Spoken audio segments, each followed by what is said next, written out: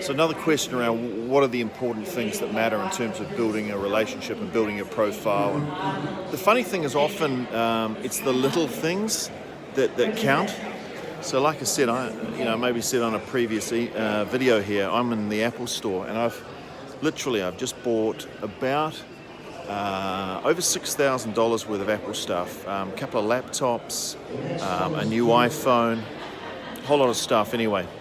And I came back a couple of hours later because my old laptop had something which needed to be looked at. And I was talking to this guy who wasn't really very friendly. He was a technical expert, so he was quite, he was more into his technical stuff and more black and white than sort of touchy-feely. But he cleaned my screen down with a sort of an alcohol rubby cloth.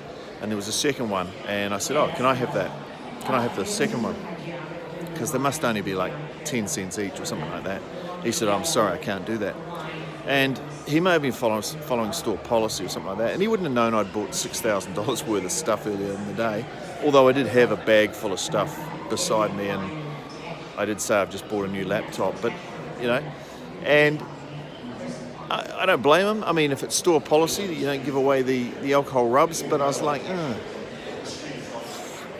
for the sake of a 10-cent, piece of alcohol-infused cloth, did it really matter? So it's funny, isn't it?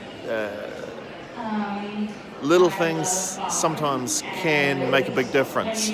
So, and it's really hard to pick out what is the little thing for your clients. What are the little things that make a big difference? Because sometimes you look at waiters and waitresses in cafes and bars and restaurants, and a lot of the time they do very little things like make you feel good, and that's about it.